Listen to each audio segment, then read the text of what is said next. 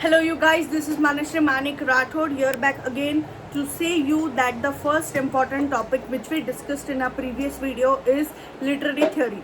So हम अब ये समझेंगे कि लिटरेरी थ्योरी को पढ़ना कैसे है, बिकॉज बहुत सारे बच्चों को जो फर्स्ट टाइम अटेम्प्ट दे रहे हैं या फिर बहुत साल भी हो गए तो भी कोई ऐसे गाइड नहीं करता है कि पढ़ना कैसे। सब ये बता देते कि इम्पोर्टेंट क्या है बट पढ़ना कैसे ये कोई नहीं बताता। तो मैं फटाफट हर एक टॉपिक से कवर करूँगी कि पढ़ना कैसे है। तो सपोजिंगली मैंने जो नोट्स बनाए हैं मैं उस पर से बता रही हूँ आपको कि that how you can study. If you want my literary theory notes you can comment me down to know that if you want it, if you are eager to have it. But जिनको नहीं चाहिए, जो afford नहीं कर सकते, जो घर बैठ के पढ़ना चाहते हैं, उनके लिए मैं ये वीडियो बना रही हूँ। ऐसा नहीं होना चाहिए कि just because you can't afford it तुम एग्ज़ाम में फेल हो गए या 2-3 मार्क्स से कम पड़ गए। So that's why I am here to tell you that how you can study. Literary theory में पहले ले लेना है new criticism. Okay, new criticism ले लेना है। न्यू क्रिटिसिज्म की मेन आइडिया क्या है, मेन उसके थॉट्स क्या है, ये हमें समझ लेना है न्यू क्रिटिसिज्म में। फिर उसको किसने प्रपाउंड किया, तो आई.ए. रिचर्ड्स ने प्रपाउंड किया। बस इतना ही नहीं, न्यू क्रिटिसिज्म किसके अपोजिट है, opposite to reader response theory. ये भी समझना चाहिए क्योंकि बहुत बार ऐसे क्वेश्चन आ जाता है, often dash is referred as opposite to reader response theory. तो हमको पता होना चाहिए कि क्या रिफर होता है, इसलिए हमें डीपली न्यू क्रिटिसिज्म के पूरे कॉन्सेप्ट को समझ के लेना है। डन हो गया। फिर उसके बाद आई.ए. रिचर्ड्स देखने हैं जो जिसने प्रपाउंड किया। आई.ए. रिचर्ड्स के मेन थॉट्स क्या है, मेन आइडियोलॉजीज क्या है, क्या बताना चाह रहा है आई.ए. रिचर्ड्स। उसने न्यू क्रिटिसिज्म किस बुक से प्रमोट किया, प्रोपागेट किया, वो देखना है। फिर वो देखने के बाद ये भी समझना है कि न्यू क्रिटिसिज्म को क्या बोलते हैं। न्यू क्रिटिसिज्म को स्कूल ऑफ इंटरप्रिटेशन भी बोलते हैं। तो वो दिमाग में रख लेना है तुमने और उस तरीके से पढ़ाई करनी है। तो न्यू क्रिटिसिज्म का हो गया, उसमें आई.ए. रिचर्ड्स हमको समझ में आ गए। आई.ए. रिचर्ड्स के इंपॉर्टेंट वर्क्स हमने लर्न करिए, उस वर्ड्स में उसके क्या थॉट्स है, क्या कंसेप्ट है, वो क्लियर हो जानी चाहिए। ये हो गया। फिर उसके बाद विलियम इब्सन लेना है। अब विलियम इब्सन जो है वो आई.ए. रिचर्ड का स्टूडेंट है। क्वेश्चन आ सकता है who is often referred as I A. Richard student, तो हमको वो भी आना चाहिए। इसलिए हम विलियम इब्सन का बैकग्राउंड क्या है, किसका स्टूडेंट है, आई.ए. रिचर्ड्स का, ये समझ लेंगे। उसने कौन सी कंसेप्ट बताई है, उसके इंपॉर्टेंट वर्क्स कौन से हैं, तो 7 टाइप्स ऑफ एम्बिग्विटी आ गया। फिर उसमें मिल्टन्स गॉड आ गया। बहुत सारे उसके वर्क्स हैं जो हमको पता है और वो वर्क्स हमने ध्यान में रखने। एसेज ऑन शेक्सपियर आ गए, फिर फॉस्टर्स का कुछ तो भी वर्क है, सो वो ध्यान में रखना है। उसके इंपॉर्टेंट वर्क्स लिखने, उस इंपॉर्टेंट वर्क्स में उसने क्या इंपॉर्टेंट एखादा कंसेप्ट, एखादी आइडियोलॉजी, कुछ प्रमोट किया है क्या, कुछ कंटेंट पता है क्या, तो वो हमें लिख लेना है अगर इंपॉर्टेंट लगे तो।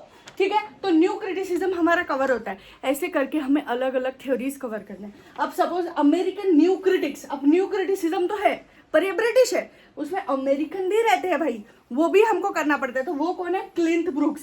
अब क्लिंथ ब्रूक्स का जब तुम पढ़ते हो तो उसके इंपॉर्टेंट वर्क्स क्या है, उसने क्या बोला है उस इंपॉर्टेंट वर्क्स में, ये पढ़ना भी बहुत ज़रूरी है। अब वो अंडरस्टैंडिंग पोएट्री बोलती है, पर किसके साथ उसने ये पब्लिश किया, रॉबर्ट पेन वारन के साथ। फिर वो लैंग्वेज ऑफ पैराडॉक्स के बारे में बात करती है। अब लैंग्वेज ऑफ पैराडॉक्स में क्या रहता है, आयरनी रहता है और वंडर रहता है। आयरनी मतलब जो नहीं चाहते थे, हमारे एक्सपेक्टेशन के अपोजिट कुछ हो गया, और वंडर मतलब जब वो एक्सपेक्टेशन जो था वो फुलफिल हो गया, इन रियलिटी हो गया, तो हमें वंडर लगता है। हम बोलते हैं व्हाट अ वंडरफुल डे, मतलब हमारी एक्सपेक्टेशन थी अच्छा दिन रहेगा और अच्छा दिन था, इसलिए वंडर होता है। लैंग्वेज ऑफ पैराडॉक्स में वो क्या बोलती है, लैंग्वेज वंडर के बारे में बोलती है और आयरनी के बारे में बोलती है। तो ऐसे हमें उनके इंपॉर्टेंट वर्क्स, उस इंपॉर्टेंट वर्क्स में वो क्या बोलते हैं, ये करना भी बहुत इंपॉर्टेंट है।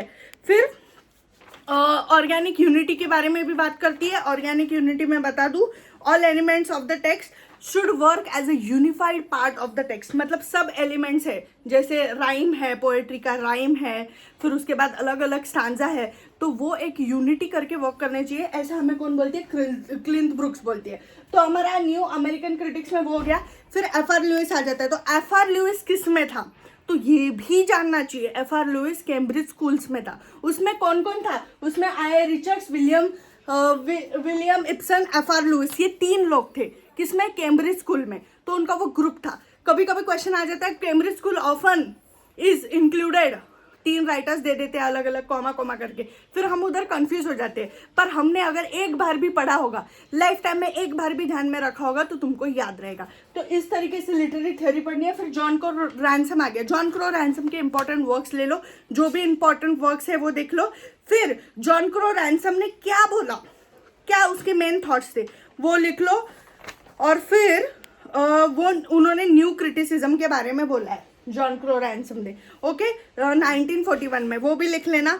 फिर उनके बाद उनका बोलना क्या है, क्या क्या वर्क्स है उनके, जैसे कि F.R. लुइस का एक वर्क्स है the great tradition. The great tradition, उसमें वो किसके बारे में बात करते हैं, Jane Austen, George Eliot, Henry James और जोसेफ कॉनराड। हाँ, तो वो बात करते हैं कौन, F.R. लुइस। किस किस के बारे में, जेन ऑस्टिन का जे ले लो या फिर ए ले लो, ठीक है। फिर जॉर्ज इलियट, ए के बाद ई ले लो, ठीक है, AECJ, मतलब Jane Austen, George Eliot, Henry James, Joseph Conrad. ऐसे तुम जो है तुम्हारे जो है फर्स्ट लेटर लेके ऐसे तुम एक्रोस्टिक्स बना सकते हो और खुद के दिमाग में रख सकते हो, ठीक है।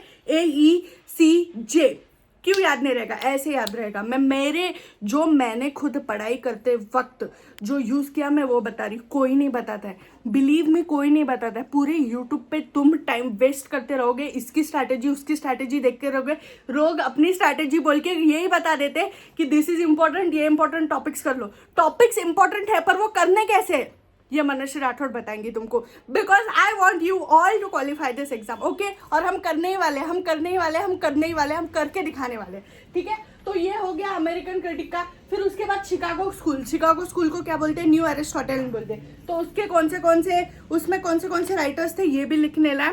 और फिर उसके बाद आ गया स्ट्रक्चरलिज्म में क्या है, फर्दिनांद दे सेसोर और क्लॉड लेवी-स्ट्रॉस। अब स्ट्रक्चरलिज्म में फर्दिनांद दे सेसोर क्या बोलते हैं, फर्दिनांद दे सेसोर बोलते हैं कि सब कुछ एक स्ट्रक्चर में, टेक्स्ट एक स्ट्रक्चर में।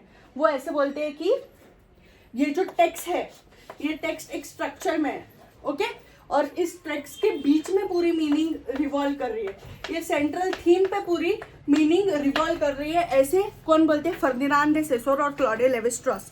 वो बोलते हैं सब कुछ एक स्ट्रक्चरलेस मैनर में है, जैसे पॉजिटिव नेगेटिव, पॉजिटिव में आ गए हमारे मेल, नेगेटिव में आ गए फीमेल, पॉजिटिव में आ गया ऑथर, नेगेटिव में आ गया रीडर। उनका बोलना है कि कुछ चीजें बीच में रहती है, जैसे ये बीच में है और उसके अराउंड चीजें रिवॉल्व करती है। जैसे अगर ऑथर टेक्स्ट ही नहीं बनाएगा तो रीडर रीड करेगा क्या, नहीं। तो ऑथर सेंटर में और रीडर मार्जिन पे। ये हो गया तुम्हारा कल्चरल स्टडीज, ऐसे कनेक्ट करके सीखो। ये हो गया तुम्हारा कल्चरल स्टडीज जिसमें ऑथर बीच में है और रीडर मार्जिन पे। और फिर क्या होता है, फिर हमारे डीकंस्ट्रक्ट रोनाल्ड बार्थ्स वो क्या बोलते हैं कि हम स्ट्रक्चर को नहीं मानते, स्ट्रक्चर हायरार्की क्रिएट करती है।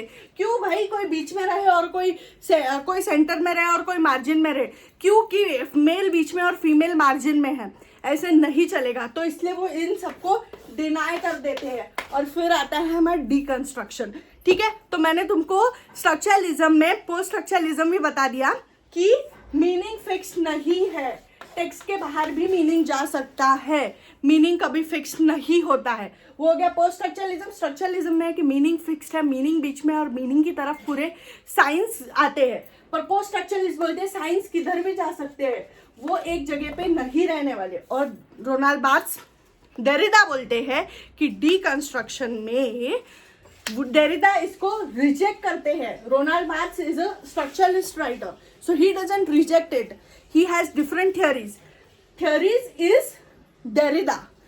फिर रोनाल्ड बार्थ्स हमारा कौन सा वर्क पब्लिश करते हैं, डेथ ऑफ ऑथर। वो क्या बोलते हैं कि ऑथर की डेड हो चुके हैं, ये जो ऑथर बीच में था ये डेड हो चुका है। क्यों डेड हो चुका है भाई, क्योंकि अभी रीडर उसका दिमाग यूज करेगा। फिर आती है हमारी रीडर रिस्पॉन्स थ्योरी, उसमें डेरिडा रोनाल्ड बार्थ्स बोलता है कि डेथ ऑफ ऑथर में ऑथर इज डेड। ऑथर ने किस इंटेंसिटी पे बुक लिखा, उस बुक में क्या था, क्या समझना है, ये इम्पोर्टेंट नहीं है। इम्पोर्टेंट ये है कि जो रीडर है उसको क्या समझ रहा है, उसको समझ भी आ रहा है कि नहीं समझ आ रहा है, उसको कैसे समझ आ रहा है, वो इम्पोर्टेंट है। इसलिए फिर आती है रीडर रिस्पॉन्स थ्योरी। सो डेरिडा जो है वो डीकंस्ट्रक्शन लाके इन सब चीजों को क्रॉस करते हैं और फिर बताते हैं कि this is not important, deconstructionist reading against the text is important. तो ये मैंने तुमको एक्सप्लेन कर दिया, मुझे तुमको इम्पोर्टेंस ही बताना था, ठीक है। तो स्ट्रक्चरलिज्म क्लियर हो गया तुम्हारा, उसको फर्दिनांद दे सेसोर और क्लॉडी लेवी-स्ट्रॉस ने ये किया है। फिर बहुत कीनली नोट्स लिखो, यू नो मैं मेरे नोट्स भी दिखाऊंगी बाद में। फिर उसके बाद जो है रोनाल्ड बार्थ्स आ गया, फिर ये पूरे स्ट्रक्चरलिस्ट राइटर्स हैं, ठीक है। नॉर्थ ऑफ फ्राई, अब नॉर्थ ऑफ फ्राई क्या बोलते हैं वो भी बहुत इंपॉर्टेंट है। अब फर्दिनांद दे सेसोर लॉन्ग एंड परोल के बारे में बोलते हैं, सिंक्रोनिक एंड डायक्रॉनिक के बारे में बोलते हैं, सिग्मेटिक बोलते हैं, एसोसिएटिव बोलते हैं, बहुत कुछ बोलते हैं। वो सब जो इंपॉर्टेंट कॉन्सेप्ट्स है ना वो लिख लेना, okay. You are going to qualify, listen to me, मैं जैसे बोलती हूँ वैसे पढ़ाई करो। You are going to qualify, this are my own notes, इनमें से बता रही हूँ मैं, ठीक है। फिर आ गया क्लॉडी लेवी-स्ट्रॉस, तो वो क्या structuralist anthropology, the savage mind, ये पूरे वर्क्स है उसके, माइथोलॉजीज, तो वो वर्क्स ध्यान में रख लेना है। फिर Ronald Barthes writing degree 0, author is dead reader is born. Ronald Barthes बोलते हैं when the author is dead reader is born, very very very important. ऐसा क्वेश्चन पूछ सकते हैं, who often says that when the author is dead reader is born, तो हमको आना चाहिए रोनाल्ड बार्थ्स, वरना ऐसा नहीं कि डेरिडा टिक करके है। डेरिडा बोलता है डीकंस्ट्रक्शनिस्ट रीडिंग, मतलब रीडिंग अगेंस्ट द टेक्स्ट। अगर समझ टेक्स्ट रीड करते वक्त गेस्ट वर्ड आया है तो गेस्ट, उसका एंटिमोलॉजिकल मीनिंग क्या है पता है आपको? पैरासाइट। गेस्ट का एंटिमोलॉजिकल मीनिंग पैरासाइट है। तो जब गेस्ट वर्ड आता है तो हमारे इधर तो अतिथि देवो भव रहते हैं, पर उसका जो वर्ड है एकदम ओरिजिनल मीनिंग वो है पैरासाइट। तो ये हो गई डीकंस्ट्रक्शनिस्ट रीडिंग अगेंस्ट द टेक्स्ट, समझा? तो फिर ऐसे करके तुमको ये पूरे राइटर्स कवर करने हैं।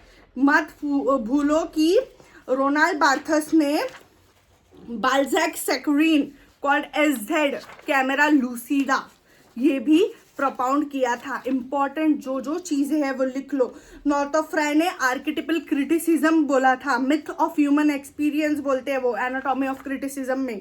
फिर ये सब ठीक से लिख लो। अभी मैंने स्ट्रक्चरलिज्म तक समझा दिया है, आज तुम ये पूरे राइटर्स कंप्लीट कर लो, फिर हम पोस्ट स्ट्रक्चरलिज्म और आगे की बात करेंगे, ओके। टेंशन नहीं लेना है, तुम कर सकते हो, I know you can do it. जैसे मैं बोल रही हूँ वैसे वैसे पढ़ाई करो, जो इंपॉर्टेंट है वही पढ़ाई करो। इंपॉर्टेंट भी कैसे पढ़ाई करना है ये मैं बता रही हूँ, इसलिए मेरे वीडियोस मत देखना बोलो। और प्लीज़ प्लीज़ प्लीज़ मेरे चैनल को प्रमोट करो, किसी भी फ्रेंड को, किसी भी एस्पायरेंट को जिसको ज़रूरत पड़ी उसको ये वीडियो फर्दर शेयर करो। And like, subscribe, share and please comment.